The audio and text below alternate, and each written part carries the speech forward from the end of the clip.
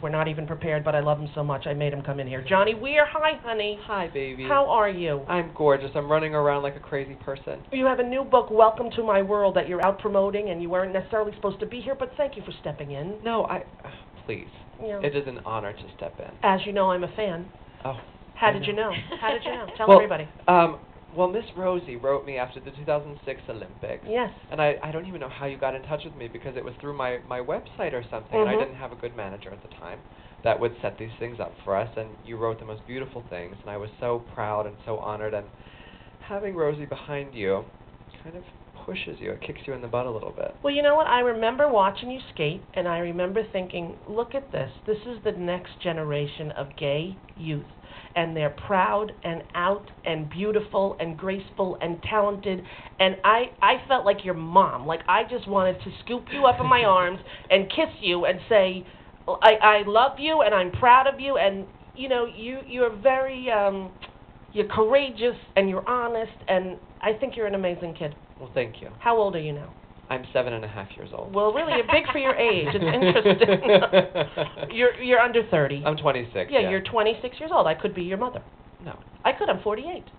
Okay, I'm just saying. And that was the connection I felt. I was watching you skate, and I was, you know, and whatever controversy there was, or whatever people's comments, you know, there were some kind of shitty things that people said during that, right? Absolutely, but everything makes you stronger. I have a thick skin, and I never rested on the fact that I was born white, that I was born male, or that I was born gay. Right. I make something of myself. I never rest on that. And what I loved is that when there were sort of slights or snarky comments from commentators, you did not get defensive. You did not get angry. You sort of said, you know, listen, for all the little kids out there who are watching, I just want to say be yourself. Like, your response in being attacked was so full of grace. Thank you. That it was impressive. Thank you. Do you think that comes from your parenting? Were your parents very supportive of you? So supportive. I mean, my dad's a big, like, Budweiser football, big Viking neck, mullet situation really? kind of man. I mean, he's lovely. Yes. And I keep the mullet just for him. Yes. But, no, him and my mother is just like, my mother, love her up to the sky, and they never said no. They let us fall down on our own, my brother and I.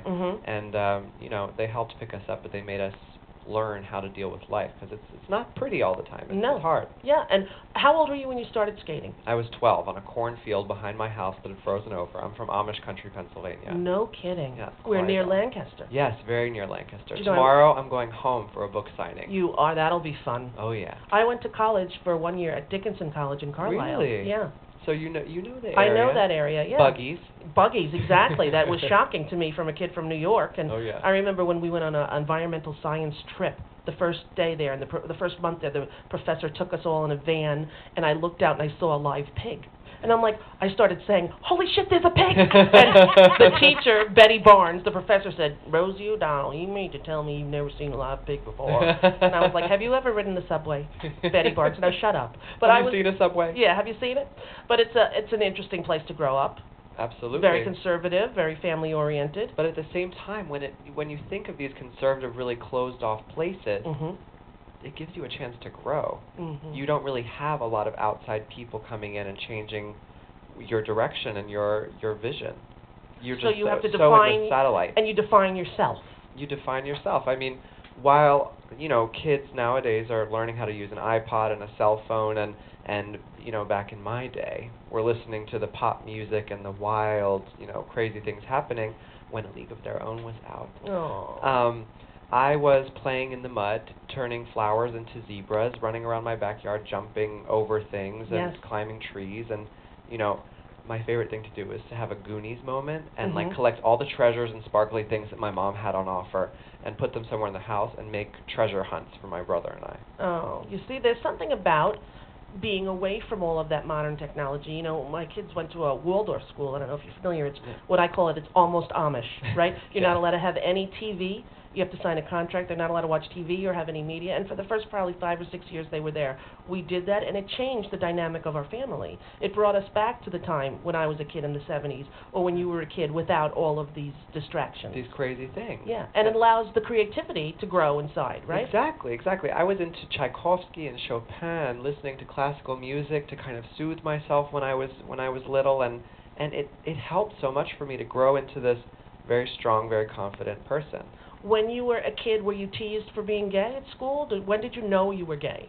When I was 6, I was watching I was watching Pretty Woman, and you thought you wanted to be Julia? I definitely wanted to be Julia, and Richard did a little bit too much to me. And when did you tell your family? I only ever felt the need to tell my mother. When I was 18, I turned into an adult, and I said, I'm going to tell you, but I've never felt that it was something that should set me apart and something that I have to announce. I mean, my brother never announced to anyone that he's straight. Correct. So I always just felt, you know what, live. It doesn't matter. And were you teased in school or bullied in any way? Absolutely. Every step of the way. When I moved from Pennsylvania to Delaware to pursue skating and to train, I went to a school and I saw African American people for the first time, Jewish people for the first time. I was never exposed to any of it. And then all of a sudden I was the gay kid. I was, the F word. Right. And I never let it get me down. I never let it affect me because I always figured in my head, I'm bigger, stronger, more powerful, and more beautiful than all you people. Where do you think that comes from, honey? Because so many kids suffer and struggle, as you know. So many people do. And I that's why I was so moved to write you, because I saw such self-assurance and such sort of pride and authenticity in you, right from the beginning. It's just a fire. I'm so blessed to have that quality because everything anyone could ever say about me rolls right off my back. Or, if it does hit me in a certain way, right, I fight it, and I never try to get sad because, while crying can be therapeutic and a nice thing, what does crying actually do for us? It makes our mascara run. So you get stronger, you keep your makeup intact, and you keep marching forward. Which is why lesbians cry a lot. We have no mascara. That's what it is, Johnny. You've just figured it out. Now tell us about your TV show. The TV show we're filming the second season is going to be on Logo. Okay. Which I'm very excited about, and it's the first season was about my trek and my journey to my second Olympics and how hard it was, and I had to fight a lot of battles to get there. Yes. This season is going to be about me creating a spectacular, kind of like nightlife in Berlin in the 30s, sort of combining everything: porn stars, cage dancers, ice skaters, singers, dancers, gaga, and that's on what ice. I want it to be. Well, not all on ice. But a traveling kind of. I'd love Radio City to be the big show. Wow. And that's what the second season's about. Us planning. That's the road, planning on that kind of show. Absolutely. You're very into fashion, and you always have been, right?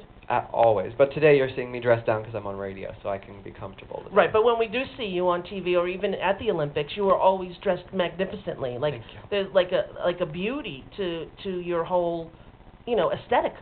Well, I mean, it's all part of a performance, but for the skating, the sparkles and the costumes, it's all part of what you do on the ice.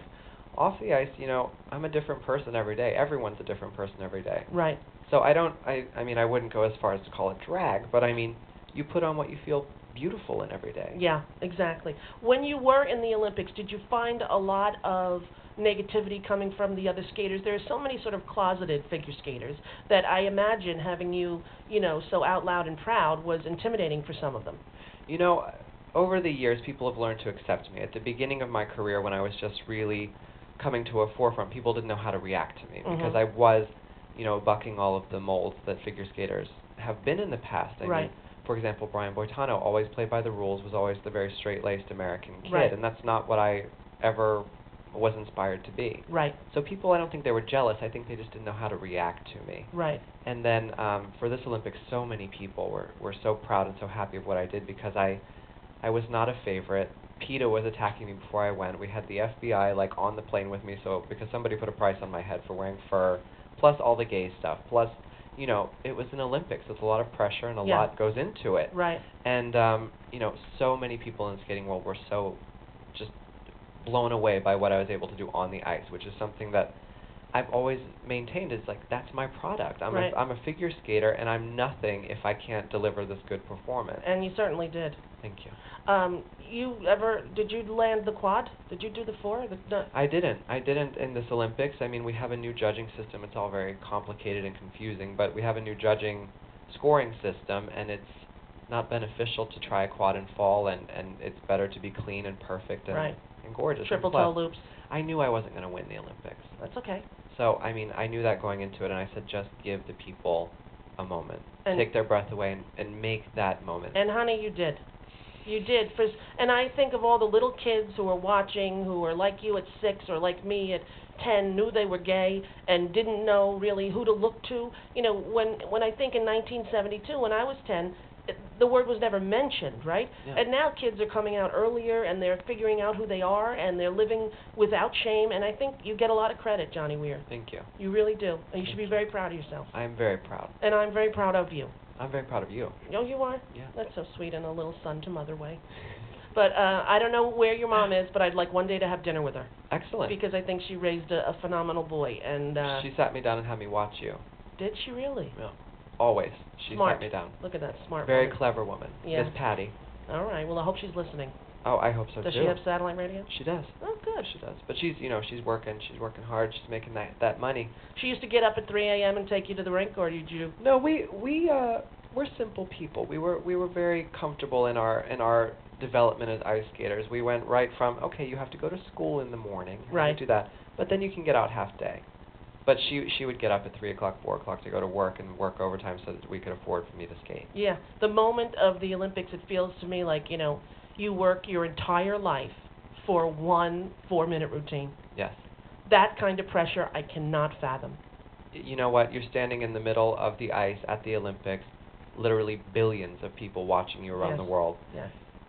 You're about 2 seconds from your intestines falling out your butt. Right. Yeah. But and then, what did you do? Did you have a meditation? Did you have a mantra? What did you say to yourself before you started? Did you zone it out? at this Olympics, which I'm older and wiser than 4 years ago for my first Olympics, but I cried a little bit just because I had so much emotion and so much drama coursing through me, and my angry-looking Russian coach standing there yelling at me in Russian to get myself together, and then she slapped me in the forehead and said, "Go."